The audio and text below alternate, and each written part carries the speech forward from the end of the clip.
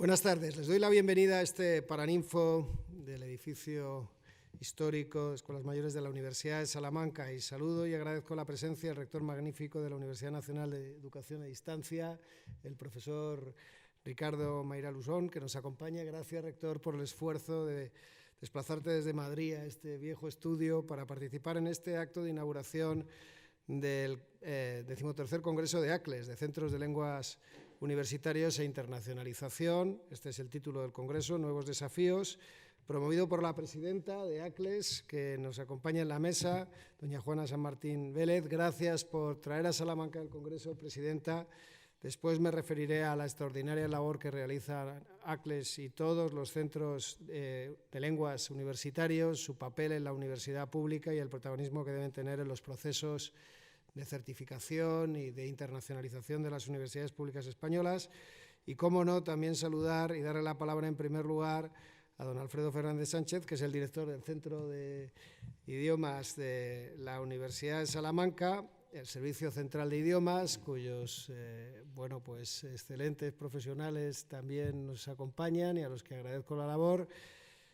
Pieza fundamental en la estrategia de futuro y de presente de esta institución, como lo son todos los centros de lenguas en las distintas universidades. Intervendrá en primer lugar el director del Servicio Central de Idiomas, a continuación la Presidenta y después el rector magnífico de la Universidad Nacional de Educación a Distancia en este acto de inauguración. Así que le doy la palabra a Alfredo. Muchas gracias, señor rector magnífico de la Universidad de Salamanca. Muchas gracias también a usted, señor rector magnífico de la Universidad Nacional de Educación a Distancia, presidenta de ACLES, presidenta de CERCLES, queridos y distinguidos ponentes, talleristas, colegas, compañeros. Muchas gracias a todos por hacer posible la 13ª edición de este congreso, en el que nos reunimos para celebrar y compartir lo que nos une, todo aquello que nosotros hacemos en favor, en pro de la labor de la universidad y del proceso de transformación que en estos tiempos ocupa a nuestros centros sin parar, buscando una internacionalización efectiva y que responda a las necesidades de nuestras comunidades universitarias y, bueno, en definitiva, de la sociedad en general. Muchas gracias a todas, a todos y bienvenidos.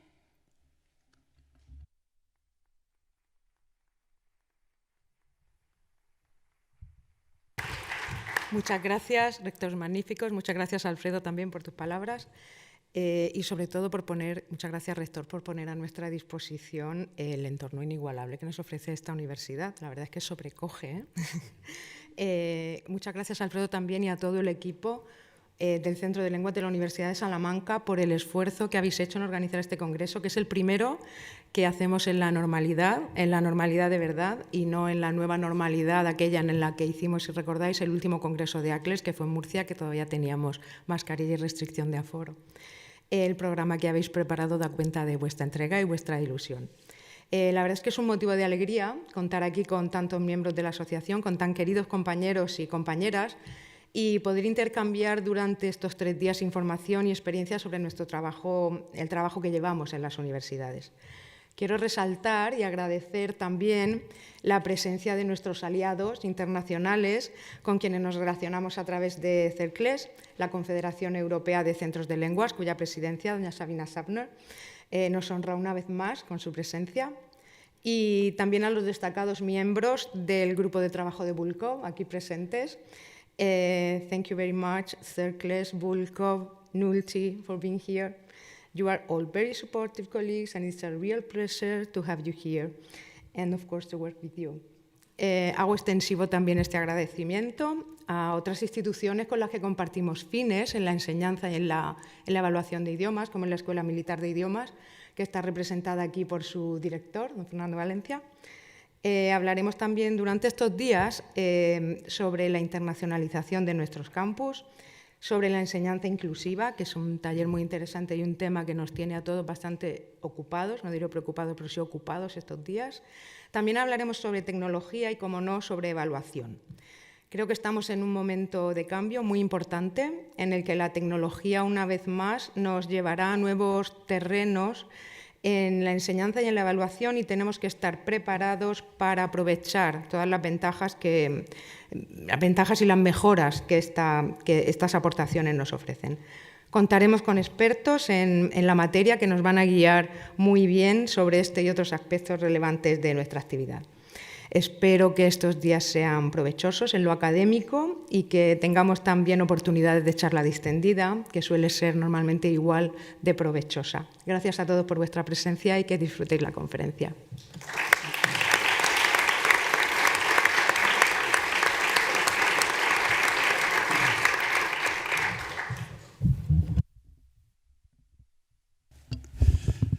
Rector magnífico de la Universidad de Salamanca, querido Ricardo, Presidenta de ACLES, director, queridas colegas, queridos colegas, es un verdadero honor estar aquí en este congreso, el XIII Congreso de ACLES, que además lleva por título Centro de Lenguas, Universitarios e Internacionalización, Nuevos Desafíos. Mis primeras palabras son necesariamente de agradecimiento a mi querido amigo, el rector magnífico de la Universidad de Salamanca, por su exquisita hospitalidad, porque es un verdadero placer hablar desde este Paraninfo que tanta historia tiene detrás y tan emblemático y elocuente nos resulta. Es un verdadero placer estar con todos ustedes y hablar de centros de lenguas en nuestras universidades y hablar de la internacionalización. Creo que es definir el denominador común de dos grandes proyectos. Como saben ustedes, las universidades llevan ya durante muchos años inmersas y bajo una firme convicción en todos los procesos de internacionalización, y las pruebas son el número de universidades españolas que están liderando programas de las alianzas europeas. Por supuesto, los numerosos proyectos de investigación hechos y concebidos en el contexto de las convocatorias más competitivas europeas e iberoamericanas. Todos los proyectos en torno a euroregional, los programas de movilidad, la participación, como decía, en el espacio iberoamericano, son muchos de los ejemplos. Más allá, por supuesto, mencionar que hoy en día la internacionalización está presente en todos los planes estratégicos de todas las universidades, además de forma prioritaria. Por consiguiente, es decir, que es nuestro deseo el seguir acrecentando nuestra presencia internacional, pues yo siempre he concebido que el desarrollo de las universidades pasa inexorablemente por ese refuerzo de nuestra presencia internacional. Y una de las palancas y de los tractores en este proceso de internacionalización son los centros, son todos ustedes, los centros de lenguas. Entre otras cosas, por los proyectos que han impulsado, por ejemplo, los exámenes de acreditación, que son la mejor garantía de algo que nos preocupa a los rectores, a las rectoras, que es la calidad, algo a lo que ninguna universidad vamos a renunciar bajo ningún concepto. Los exámenes de acreditación siempre nos han proporcionado precisamente esos estándares, el cumplimiento de esos estándares de calidad, y además los exámenes de acreditación nos permiten, sobre todo, estimular algo en lo que yo creo, que es la colaboración interinstitucional. No olviden que los proyectos son grandes no solo por la envergadura de los objetivos que persiguen, sino lo son porque reclaman la cooperación interinstitucional. Al colaborar estamos fomentando uno de los valores universitarios esenciales, que es el diálogo. Y del diálogo, no lo olviden, uno siempre sale más enriquecido, sale más ilustrado, pero sobre todo sale más humilde.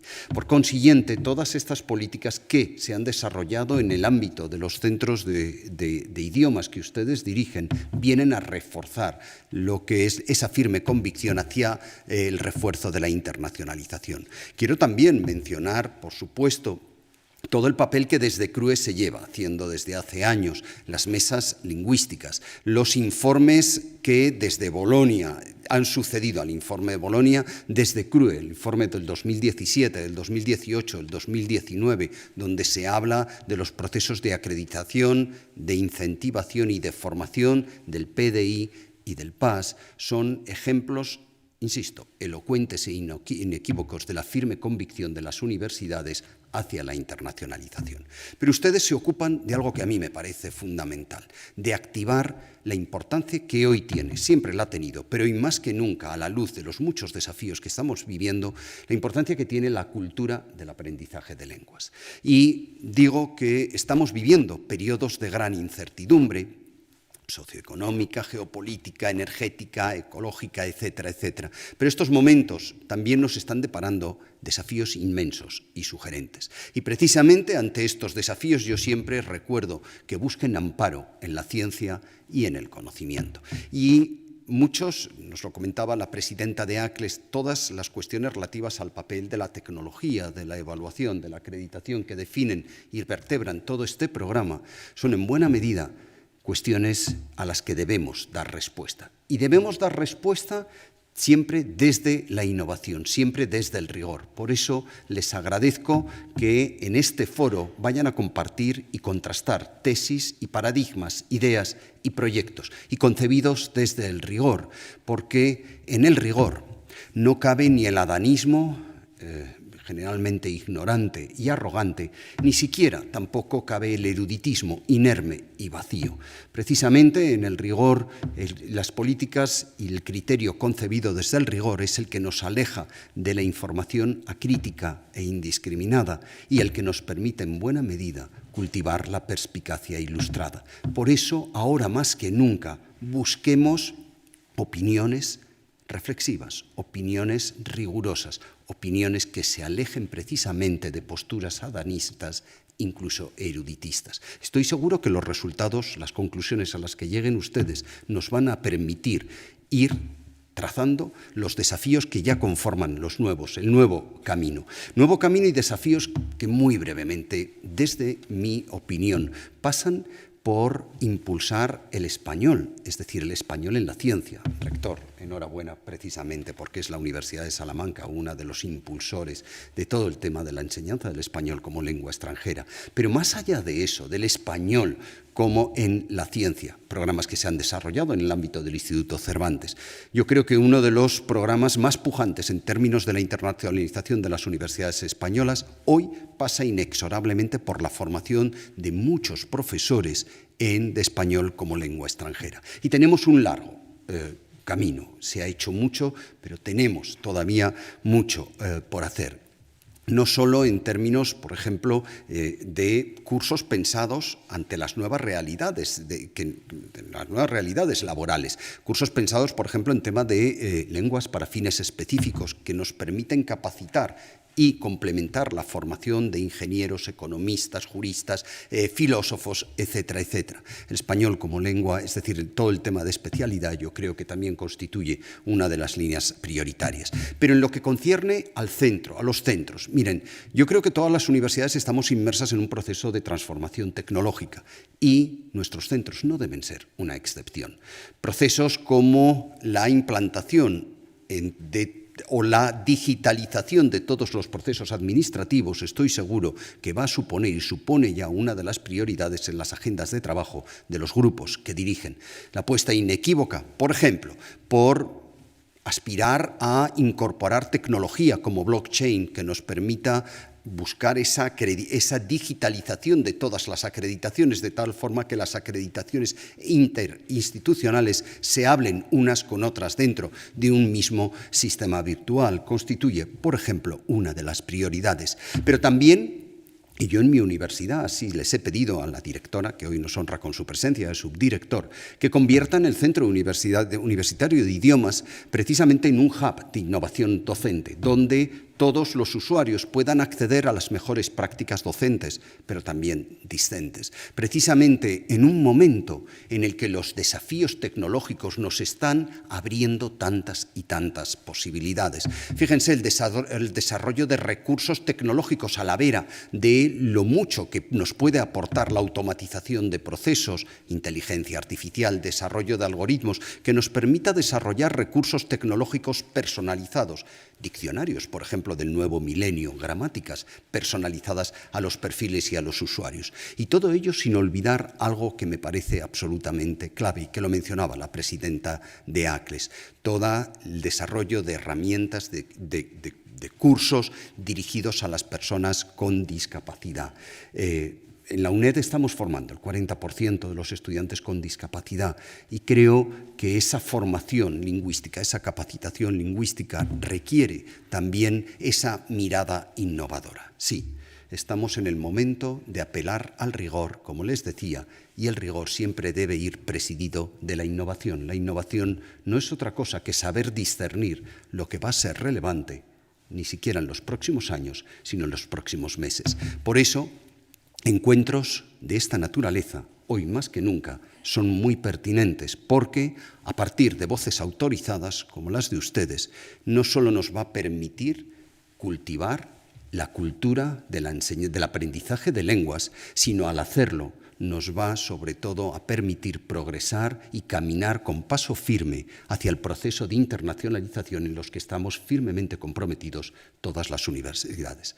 Por todo ello, mi más sincera gratitud por su invitación, pero mi más sincera gratitud por su magisterio y por formar una parte tan sustantiva del mismo. Gracias.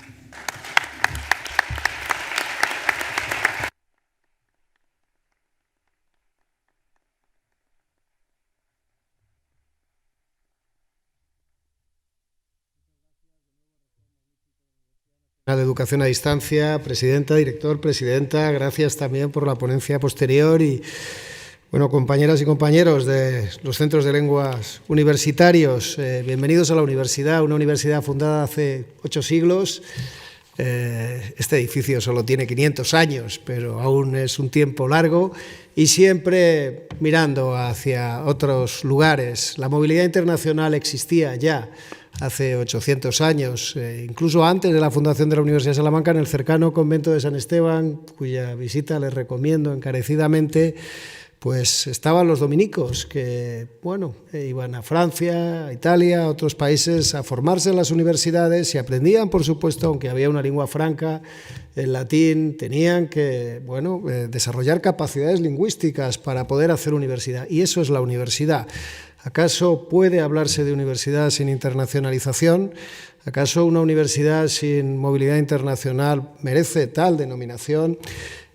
Bueno, pues no parece que las últimas reformas universitarias prioricen precisamente la internacionalización. Si ustedes leen el Real Decreto de Creación de Centros Universitarios, que define lo que es una universidad, dice que tiene que tener una oferta académica diversificada, de grado, máster y doctorado, y también una dedicación investigadora, pero no hay ningún indicador determinante sobre el grado de internacionalización de la universidad. A mí me parece una oportunidad perdida, porque debería exigirse a todas las universidades un nivel mínimo de movilidad internacional y de internacionalización. Y hechos son amores. Tampoco la ley orgánica del sistema universitario español parece establecer ningún incentivo concreto al profesorado para que se formen idiomas. Y esa sería la forma efectiva de conseguir, convirtiéndolo en una recomendación encarecida de los gestores del sistema universitario, que, bueno, pues su labor, la de los centros de idiomas, fuera una labor imprescindible. Es decir, hay quinquenios docentes, sexenios de investigación, sexenios de transferencia, porque no hay algún tipo de motivación adicional de profesorado universitario para internacionalizarse, que en los procesos de acreditación la internacionalización fuera mucho más valorada, porque aunque ha tenido momentos en los cuales sí se ha considerado importante, vuelve a no serlo tanto. Así que la internacionalización debería traducirse en requerimientos concretos en la normativa universitaria para que los cuerpos docentes y también los estudiantes se animaran hasta las últimas consecuencias a internacionalizarse. Yo conozco bien la labor de los centros de lenguas universitarios, he sido usuario del curso que ahora termina. Dentro de mis dificultades de gestión del tiempo he comprobado la profesionalidad extraordinaria de quienes imparten las lenguas en el centro que dirige el Servicio Central de Idiomas, que dirige Alfredo, y estimo mucho ese compromiso. Acabamos de aprobar en la Universidad de Salamanca un plan de internacionalización de enseñanzas que intenta avanzar en la línea que acabo de destacar. Esta es una universidad que recibirá el próximo curso más de 1000 estudiantes Erasmus. Para nuestras dimensiones no está mal. En una ciudad de 144.000 personas, 1000 estudiantes Erasmus es una cifra respetable. Tenemos miles de estudiantes extranjeros en nuestra oferta de posgrado. De los 5.000 estudiantes de máster y doctorado que tiene la Universidad de Salamanca, pues la inmensa mayoría son estudiantes internacionales. Así que todas las profesoras y profesores y toda la universidad tiene que orientarse hacia la internacionalización, ¿no? ¿Acaso es universidad un lugar donde los jóvenes que están decidiendo hoy dónde estudiarán el próximo curso se van a encontrar exactamente con los mismos compañeros con los que estudiaron el bachillerato y pocos más distintos? ¿Es eso una universidad? Una universidad es un lugar donde una chica, un chico que ha superado el EBAU tras culminar segundo de bachillerato se sienta en un aula y comparte una experiencia formativa con personas de otros muchos lugares. Eso ha sido siempre aquí en Salamanca hace 800 años la universidad, y eso requiere un espíritu abierto al mundo de todos los cuerpos docentes, que las profesoras y profesores también den ejemplo participando en programas de movilidad internacional y, por supuesto, formándose en el conocimiento de idiomas con servicios como los que ustedes representan, con capacidad de responder esa demanda. E insisto, y siento ser tan prosaico, aprovechando la oportunidad que me brinda su encuentro, pero prefiero no expresarme de manera retórica vacía, sino hablar de cosas concretas, con incentivos precisos y exigencias determinadas para la internacionalización, por no hablar de la certificación, porque si los servicios de idiomas de las universidades no actúan como un filtro para separar el grano de la paja en el conocimiento real y la acreditación fiable de los niveles de idioma, el sistema universitario español tendrá un serio problema.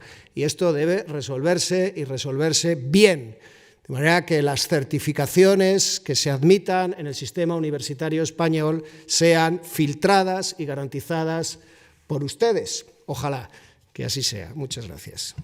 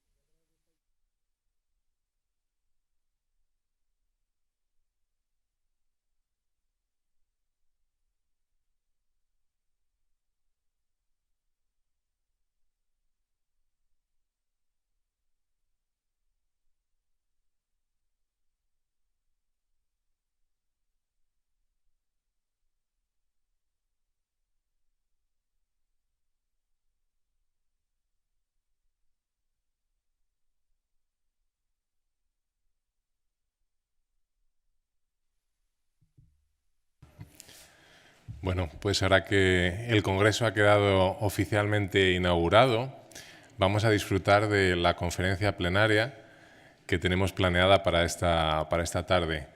Contamos con la presencia de nuestra querida presidenta de CERCLES, Sabina Schaffner, que va a impartir su conferencia plenaria con el título TheLanguageCentre, LandscapeoftheFuture, Between Artificial Intelligence, International Classroom and Human Interaction. Sabina, the floor is yours.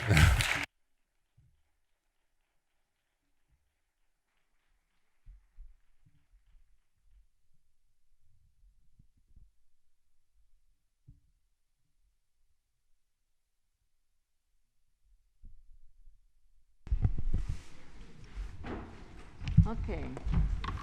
Queridas y queridos colegas, dear colleagues, liebe Kolleginnen und Kollegen, chers collègues, muchas gracias para la invitación a esta conferencia ACLES en la maravillosa ciudad de Salamanca. Es un gran honor para mí pronunciar la primera conferencia plenaria. Okay, so we have heard a lot of interesting things about the innovation. Caminar con paso firme, nuevo camino. So it's something we have to think about. And I would like to share with you my reflection and my stroll through the Language Center Landscape of the Future, which has already begun, of course. And I would like to touch upon the following points. The Language Center of the Future. Is it a dinosaur or a chameleon? Is it a tool factory or a co-working space? Is it an identity supporting space and an international meeting hub? Is it a training and research network and a multilingual choir? And of course, I'm going to wrap up by telling something about the future, that we have to shape the future and we really have to start now. So the Language Center of the Future, a dinosaur or a chameleon? Well, it's an old metaphor. It's a very well-known metaphor you can all align to. I would like to present you some initial theses for this first benchmark of my landscape wandering. So it's about evolution. We need to adapt. It's about our stakeholders' needs. We have to challenge our identity and our mission. We can't keep just going as we did before. And it's also about creativity and energy. We need to look for and use inspiring opportunities. If I look at my own Language Center's website, it's placed at the University of Zurich, and it also caters for ETH Zurich. You look at the website and you think, well, it's state-of-the-art, a lot of nice services, it's what language centers should do. Yes, but we have to keep asking ourselves, are there some dinosaur skeletons we should get rid of? Or where can we apply chameleon qualities?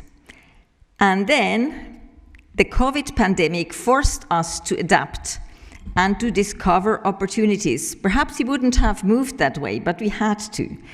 So in our case, the Language Center developed a policy paper about the Language Center teaching model, where we kept to face-to-face synchronous teaching as default version, but introduced online synchronous teaching for academic writing and in some selected parallel courses. At the same time, we kept good practice by integrating digital tools and digital approaches into the synchronous language teaching classroom. We also had some restrictions: no synchronous hybrid teaching, no streaming, and no recording. And we are going on like that. And then another change, another story, a change of the University of Zurich internet security policy gave us the opportunity to cancel a contract with a company and to become more aligned to the students' needs and realities when it comes to autonomous learning. We would have done that before, perhaps, or later, but we were forced by an external reason to move on. So we could get rid of pre-installed language learning programs and immovable furniture with integrated computer workstations.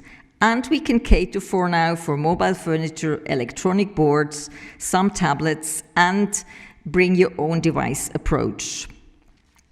At the same time, we keep what works well, what has always worked well, and where we could reach out to students. So we keep autonomous and cooperative language learning approach, on-site and online language learning activities program, and on-site and online language learning resources. So if I want to conclude, I could say that we always have to look for and use unexpected and disruptive opportunities we might be really not very happy about at the beginning.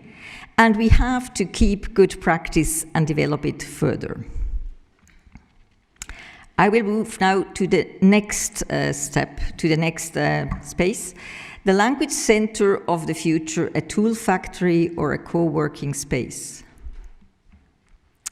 Well, my initial theses are the following. We cannot ignore the presence and importance of AI for language teaching. We need to continuously educate first ourselves and empower students to use AI in language learning and to understand its limitations.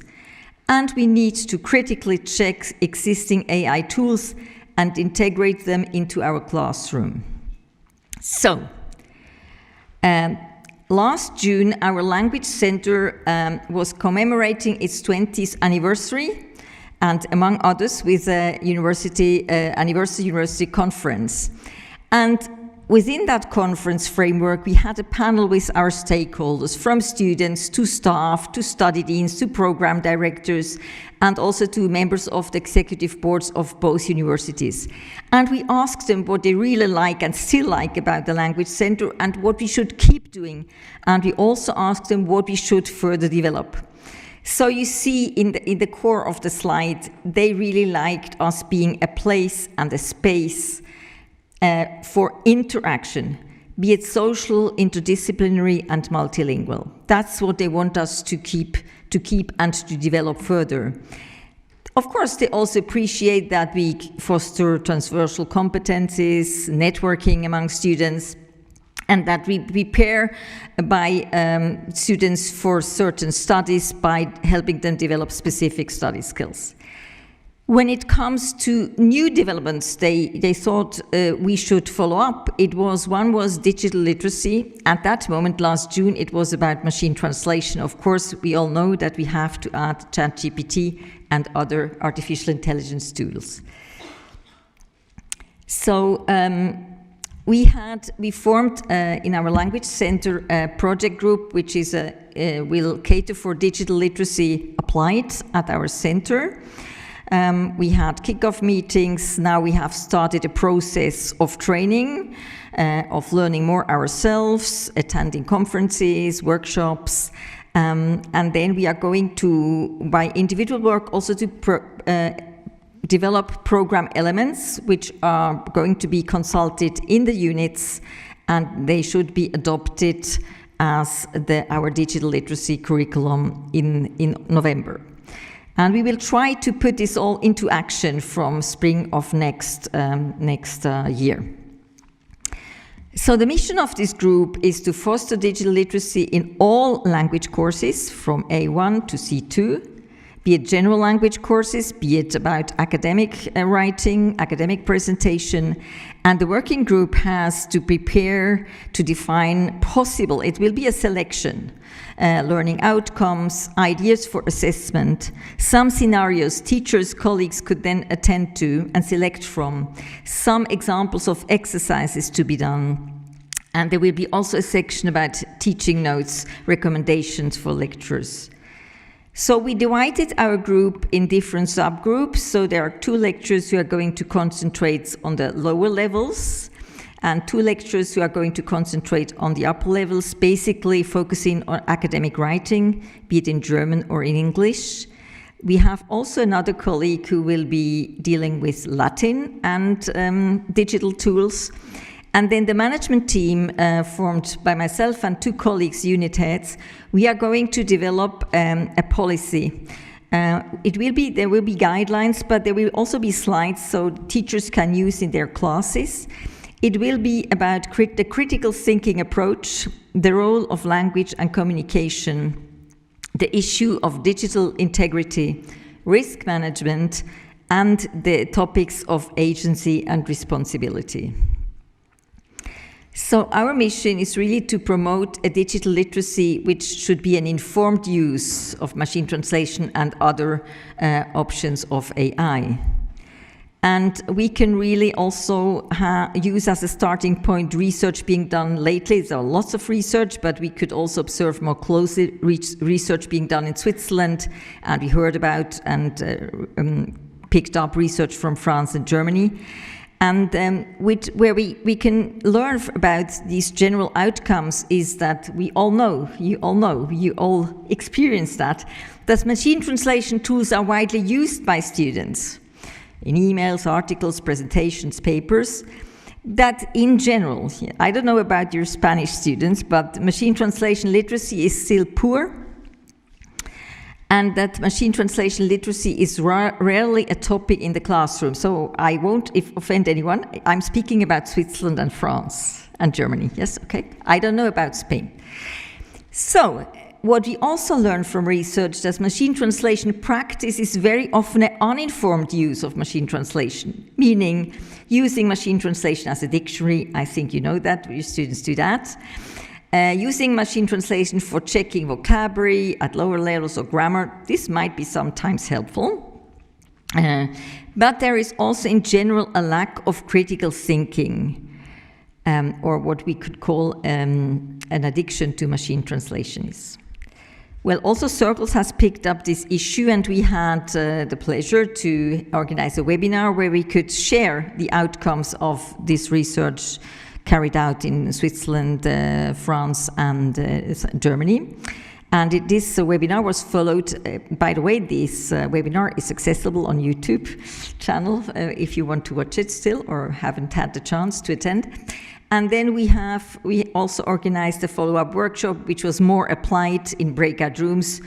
Colleagues would work on how could they, deal with machine translation, inform students about how to integrate it in the language learning classroom. So what we want to follow up, and I just give this as an example, and it might be interesting to hear what your projects are, to promote digital literacy in the sense I mentioned before as an informed use of machine translation, first of all, but then also a little bit to a lesser degree of ChatGPT.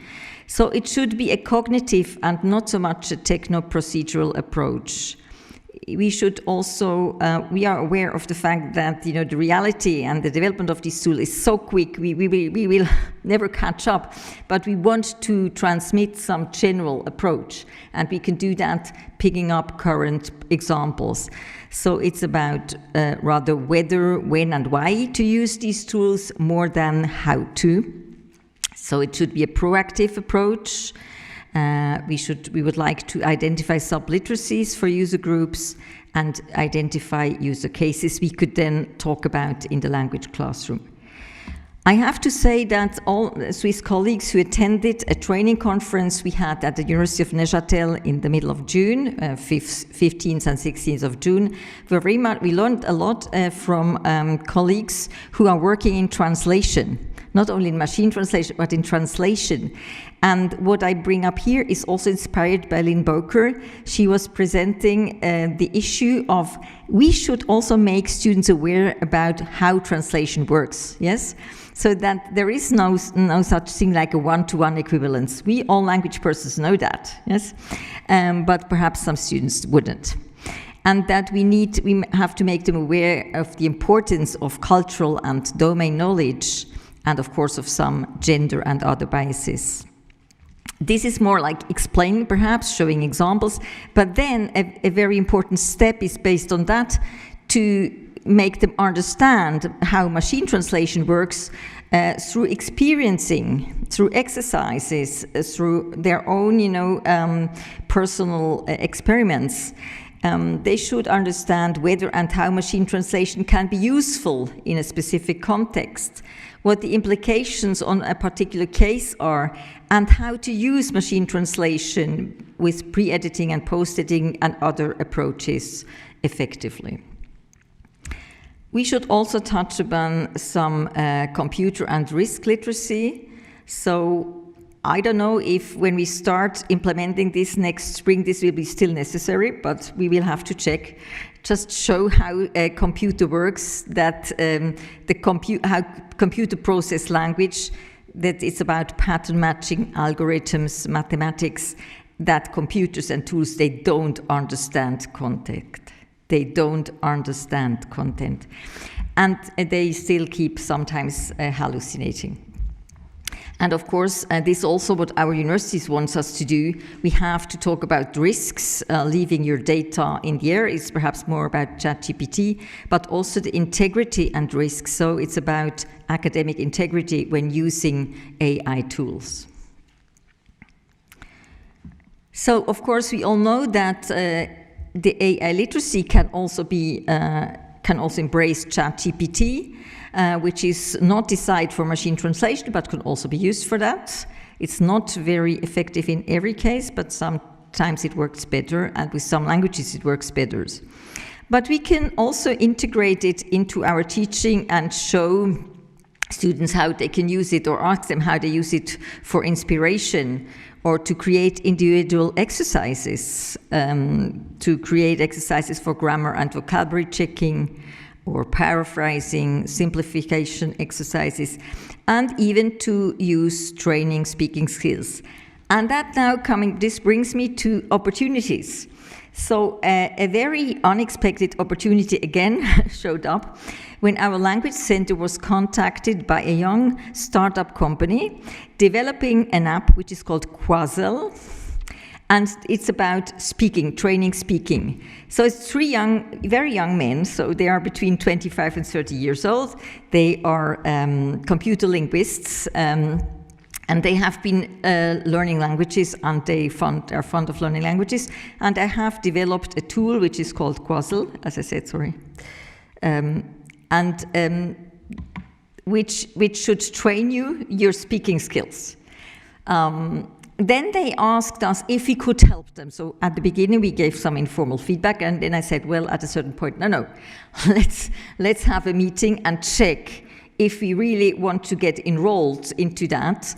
And now we have also to consult with our legal services and both universities if we can operate as a consultant of this company to give some insight to really, so that they can hire one of our experts for some months, and they will give some input about language acquisition, about guidelines and so on. So let's see what will come out of it. But for me, it's just an example of an unexpected approach and opportunity, which sometimes we should also be able to carefully, of course, check, but then also take the chance to follow up.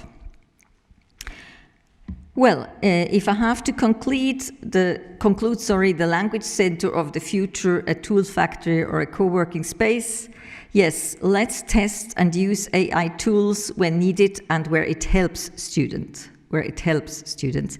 Let's use tools without fear, but with respect and in an informed way, which is a big challenge also for us.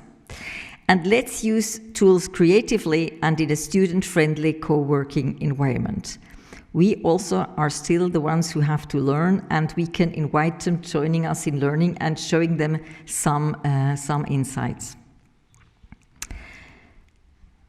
Now we are moving on within the landscape and have a next stop at the question, the Language Center of the Future, an identity supporting space or an international meeting hub. My thesis are the followings. And these theses are also linked to latest developments, also in the field of AI.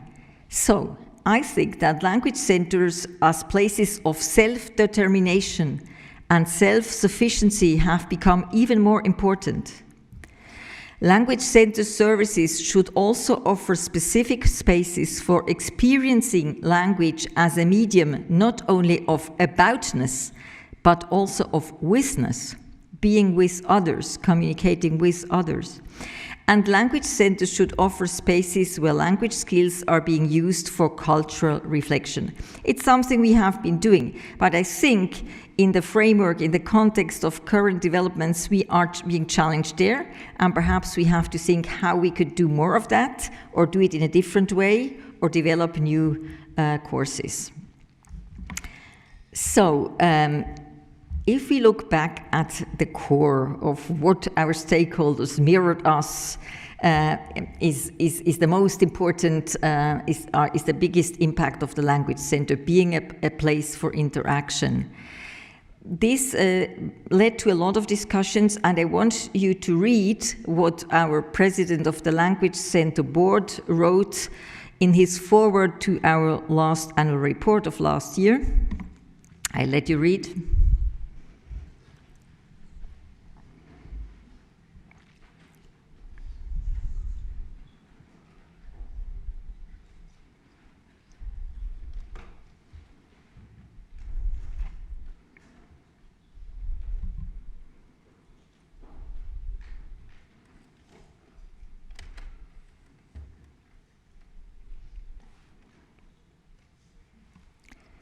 And I will read aloud the second part because I like it a lot. And he is speaking what I would also have loved to stress. People generally want to speak and write themselves because this corresponds to our own nature. We want to feel languages alive in use and encounter people in them. We want to speak because we are human, even if machines do the same. The future of the Language Center is exciting. I would argue that we need it more than ever. Less and less for basic understanding and for communication, but for which there will also be machines, but more and more for the unique experience of recognizing others, even those who speak other languages in ourselves. For recognizing others, even those who speak other languages in ourselves. And this brought me to a reflection about languages and communication and the concept of man. I won't go into detail, but it's something which philosophers and psychologists and sociologists have always addressed, the importance of language and the link of language and language skills and communication skills with identity. So I think these identity issues should also become something we have to care about. Der Mensch spricht sogar in Gedanken nur mit einem anderen oder mit sich wie mit einem anderen. This was already stated by Humboldt. Or Judith Butler said, I can only say I to the extent that I have first been addressed and that address has mobilized my place in speech.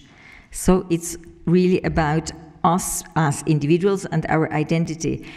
And, you know, like as a complementary project to the ones about digital literacy, we formed a discussion group within the Language Center, which catered about reflection, going on reflections and discussion of what we called Language Education Plus. It's like a working title. So Language Education Plus is more than functional language competence. It should be the promotion of linguistic and transversal competencies. And you can see on the left-hand side of the slide more, language-based elements like a real translation competence, which goes beyond using tools correctly. But also a textual competence, which is about access to text in original language. And also the diversity competence, which is about contribution against linguistic unification. We all know that all these machine translation tools, they also contribute to a certain unification process of language. So language is not, variations are not so much showing up. And I think language centers could also be a place to reflect upon that and show the richness of and diversity of language. And on the right-hand side of my slides, you can see that it's also about self-determination, so fostering autonomy and self-sufficiency, knowing that I can speak a language without having always to use a tool. Even if I make mistakes, I can connect with other people. I'm more independent, makes a difference. And also use language for creativity, the ability to design communication processes. It seems very important. And of course, the whole field of intercultural and social linguistic competence, we know it starts also with confidence building, with intercultural competencies in the academy and beyond. So we want to follow this up in the office of the Vice President, Education and Student Affairs, and the whole community of the University and ETH Zurich. So we start with discussions with faculty members and study program coordinators about curriculum development and having a very open question about where does language and language awareness come into play in the different disciplines. So it's not about what is the expected level, yes, if you enter a program. It's more, when students study this field, what do they really need? How much language awareness is needed? It, of course, will be different if we talk with physicists or psychologists or lawyers, yes? And so we also plan to give some input for a manual development on curriculum development on this issue, and to organize an event which more like an awareness arising event and a teaching day, which is going to be organized at our University of Zurich in November. So this brings me back to the panel. So what were the other things our stakeholders wanted us to concentrate more on? So it's internationalization, and one pending issue was to develop a course for German as a foreign language, an online course, Survival German. And that's what we started doing last autumn semester. So it will be, it is financed by the university, and it's an online self-learning course with tutor-assisted self-learning activities, with performance assessment, but also using materials, films, and pictures of the University of Zurich, realities. And it will be also applied and promoted by the Department of Global Student Experience. So we are very much looking forward to that and to the reactions and to the outreach this program is going to have next year. But then, of course, our executive university boards want us to do more within international alliances, and they want us to participate and contribute. And there we have two projects which just have started. One is a module about a multilingual competence applied element in a Bachelor of European Studies. And the other is a cooperation with the Hebrew University of Jerusalem Language Center, which just has started.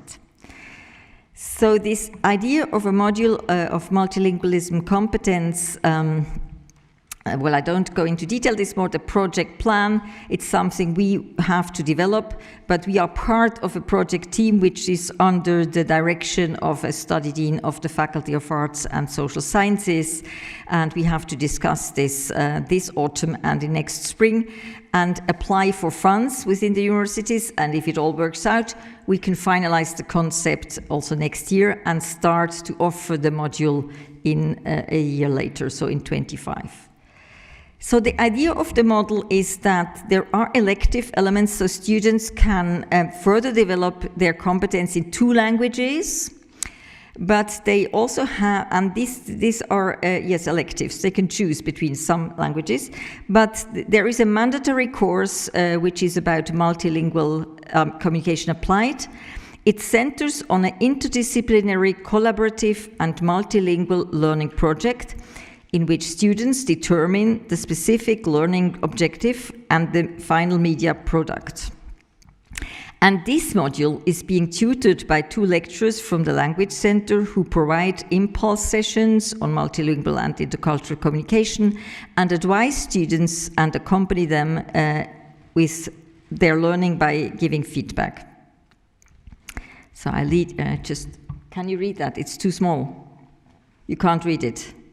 You should have told me before, I'm sorry. I will read it. So the learning outcomes will be that students improve their language competence in two languages and their choice according to the learning objectives of their choice, according to their learning objectives of the chosen learning project levels B1 to C1. And then they also develop their multilingual competence in the sense of a dynamic repertoire in three languages, because in the central module, they are going to hear and work in three languages, use their multilingual competence as a resource for a project with an interdisciplinary question, and use it also as a resource for language and intercultural reflection, and last but not least, experience their own self-efficacy in a collaborative project. So this, yes, you can't see at all. I'm sorry, I was not aware that the visibility is so small. I'm very sorry about that. So the idea is, yes, you have this core module. This is very important. So students from different disciplinary background, they're all in humanities, yes? Choose a topic, be it ecology, be it international development, something specific they want to work about, and they use 3 languages, and they reflect on the language, so they produce this concrete project outcome, which can be presented, but they also reflect on their language learning, the language awareness. They have to write the logbook, and they are being tutored by 2 lecturers of the Language Center. So I think it's a nice project, but let's see if we get the funds and if we can integrate it and, yes, put it into action. Well, the other thing is the cooperation between the Hebrew University of Jerusalem Language Center and the Language Center of the University and ETH Zurich. Again, this is about using opportunities, using networking. So the starting point was not, okay, let's have a project with the Israeli University. No, the starting point was, first of all, also the University of Zurich catering and supporting projects with partners. That's what the stakeholders said, you remember. But also having a contact established within the Wolkoff network. It was already mentioned, it's very important to have these networks, colleagues you meet, you discuss things. And then have also a best practice example of a COIL project between this Hebrew University of Jerusalem Language Center and the Language Center of Humboldt University. So we can rely on ideas and experience of others and double check what we could bring in.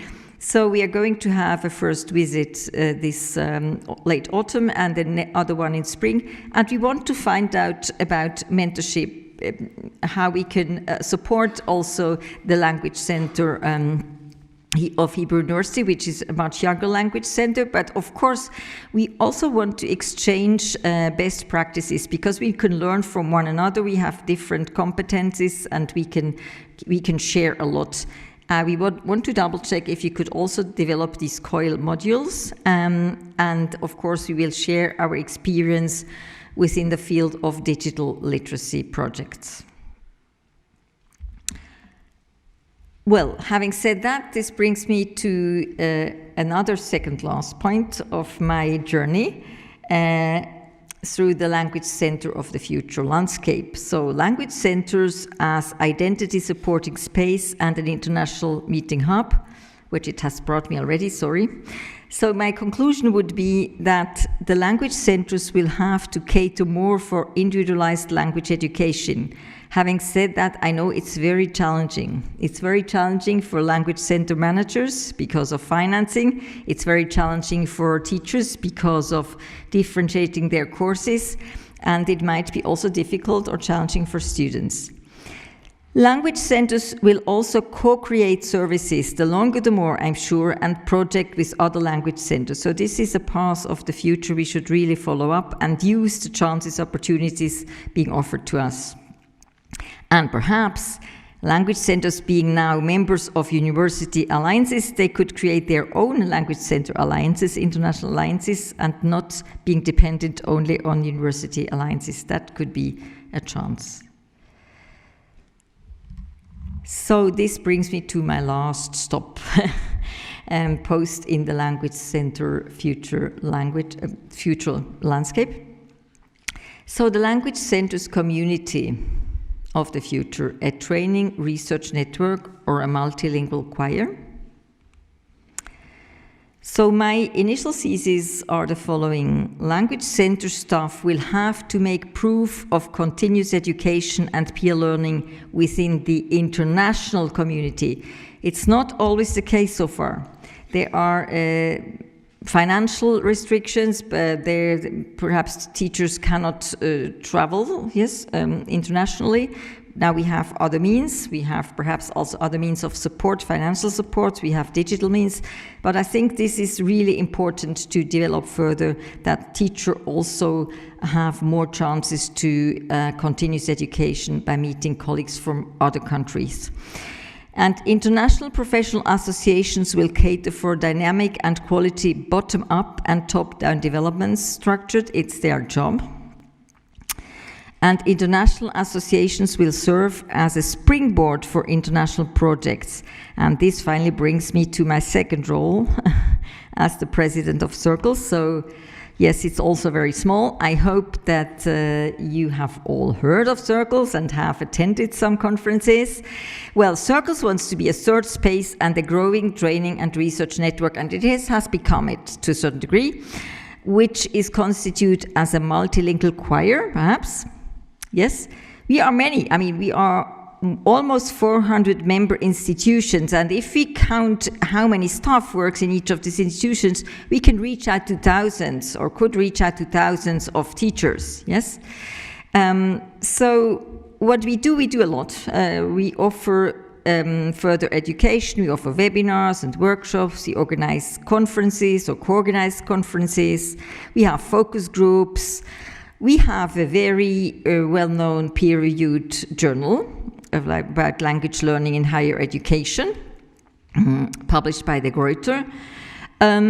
We have research projects we always publish the results of, and we do offer scholarships for conferences and visits and projects, and we have an ongoing cooperation with ECML.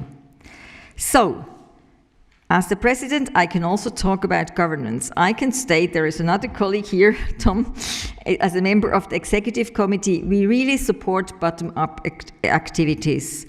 We keep inviting to dialogue and participation. And we have followed up the outcomes of the roundtable discussion Quo Vadis CERCLES of the Porto Conference of last September, and the SWOT analysis carried out with the coordinating committee in May 2023, because we want to do something which makes sense to our members and their staff. So we really want to invite all who want to discuss to find out more and to develop better offerings. So what we also have done, we have given special support to Ukrainian colleagues who have been and still are in a very challenging situation. And we keep our members and their staff informed about activities by monthly newsletters and the e-bulletin published in June and December. So I think that I really have to stress that CERCLES really needs your melodies and your song and your voice in the choir, so you're all very welcome to join. And if you just want to have a look at, yes, you can't read it, it's small, but look at these nice faces. These are, it's part of the e-bulletin. There are interviews being carried out by Tom with some of the colleagues taking part in the teachers' meetups and what they state as an added value, as a benefit from these teachers' meetups. So yes, you are very, very welcome to join and to promote this also. I'm going to wrap up everything of my traveling through the Language Center of the Future landscape. So I think, yes, shaping the future, we have to start now, or we should have started earlier perhaps, but and we have to start it together wherever possible and whenever possible. Because I think that language centers of the future and the language center communities should strive for being or keeping being our following up the chameleon principle, using adaptive skills while keeping one's identity. Language centers of the future should be an identity-building space, fostering self-determination, autarky, and language awareness. The longer, the more. They should also be a space for cultural and translation skills, meaning fostering linguistic diversity and access to texts in the original language, for example. They should be places of co-working spaces, fostering digital competence and social interaction and reflection. Of course, language centers of the future should be meeting hubs, and the longer the more international meeting hubs, creating and profiting from international alliances and the multicultural classroom for interpersonal communication. And then, last but not least, the communities should be a training and research network and become the longer, the more a multilingual choir. By co-creating CERCLES and contributing to its impact and growth, you're all very much invited to. Thank you very much for your interest and attention. You will find later on also the literature, and I'm very open now for your questions or comments. Thank you very much. Muchas gracias.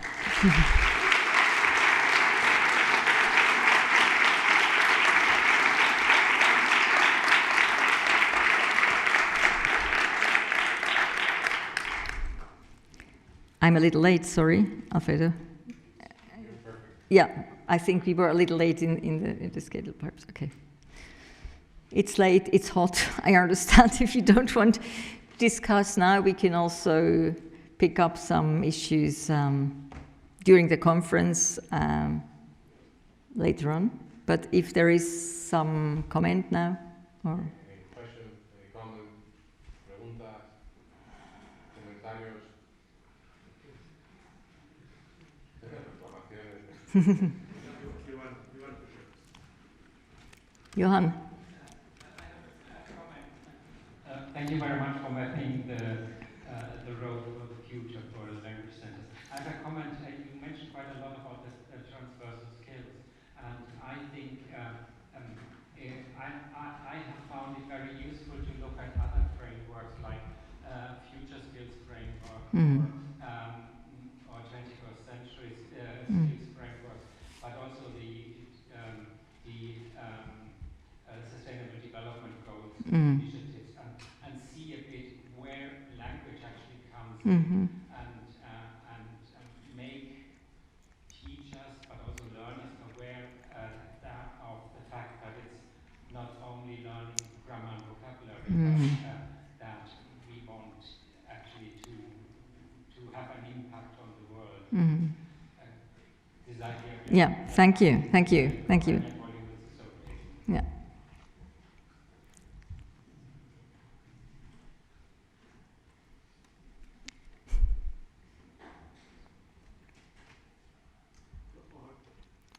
Tom.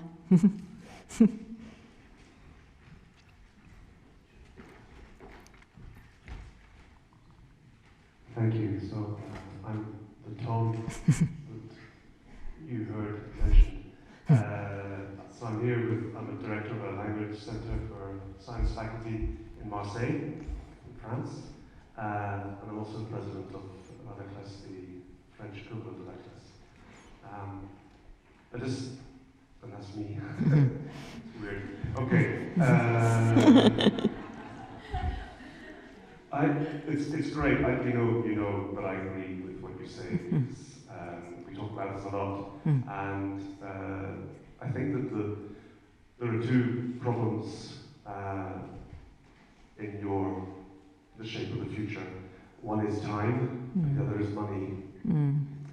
And I wish there were more politicians present in the room. I wish there were less language teachers and more deciders and more people who had big pockets very full of money, because in the French landscape, time and money are huge limiting factors to all our wonderful ideas, and it's a great shame. I think that language teachers, those language teachers who are engaged in the lives of the language centers, spend their lives doing it, and burnout is a real issue for some people, and financing projects is another issue. So I don't know where and how, I don't know the situation, how bad it is. I think Spain must be an exception, because you have all these beautiful monuments that you're allowed to use for nothing.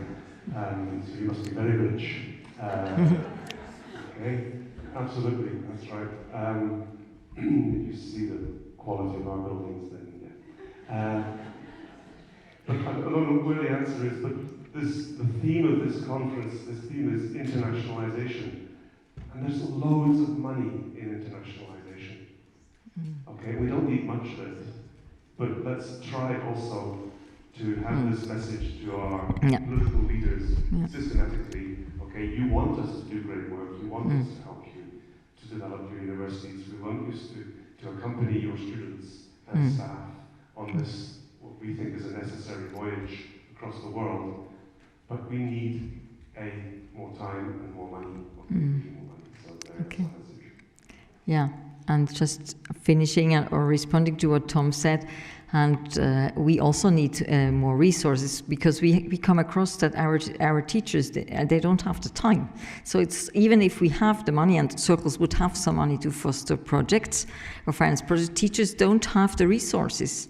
So they, and yes, and of course, then bureaucratic barriers also don't help, so we cannot free some teachers of their teaching load in a given language center by offering them to participate, for example, in a CERCLES project. So there are some barriers, but yes, let's try the best we can.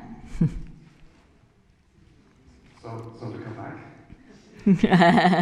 CERCLES, you saw one of the slides, it was written very small, and it said focus groups. And there's a focus group on internationalization, which somebody I know very well, in other words, me, happens to be the moderator of. And there are members of that focus group in this room.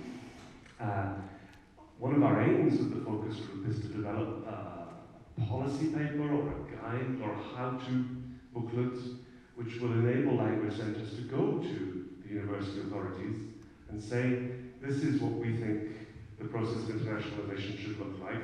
We want to help you. This is what we need in order to help you. Okay, I think that CERCLES can also take on a political dimension. Perhaps ACLES can take on a political dimension, and ACLES as well. It's difficult. Different individual national situations are all different, but CERCLES can certainly help. And so if you're interested in internationalization and in developing a policy paper at a European level, which will be applicable at national levels, then come and see me. And the rest of your group. and the rest of the group. Okay.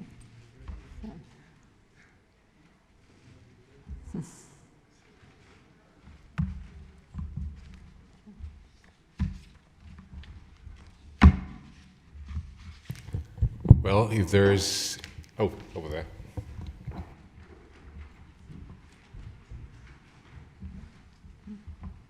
Thank you. If nobody else has a comment, you can switch on. Yes. I have a kind of a comment, question, footnote, which is on the artificial intelligence aspect of what you were talking about. I discovered, or I was told recently by a group of young people who work in artificial intelligence in Montreal, who happened to share a class with my partner's daughter, that all of these translation tools like DeepL go through English. You were talking about the fact that there's a kind of standardization, danger of kind of standardization in any case using these. But I certainly wasn't aware of this. So, for example, if a Spanish student is using DeepL to translate or to help them translate into French, they're going through English. And that's something that, if it's true, then it's something that people should know about. Yeah. Well, from what I know, it's not true for all languages, but it's certainly true for less known languages. I wouldn't think it's true for French, but I know, for example, for Ukrainian, which I've started learning, yes, it's the case. So it is, and it's yes, it's being translated through, for example, Russian, yes, or another language into Ukrainian. Yeah.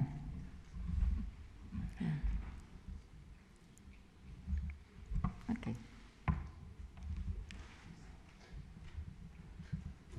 All right. If there's no other comment or questions, si no hay más preguntas o comentarios, vamos a hacer un breve receso. Teníamos previsto café en el patio de la Secuoya a las 5:30 y continuamos con el programa, con las conferencias y presentaciones a partir de las 6 de la tarde. Un último apunto, aquellas personas que vayan a participar en la visita al Centro Histórico de Salamanca, la visita guiada, se dan cita a las 8:30 en la puerta del edificio histórico, del edificio en el que nos encontramos actualmente. Y vamos a por la pausa. Muchísimas gracias, Sabina. De nada.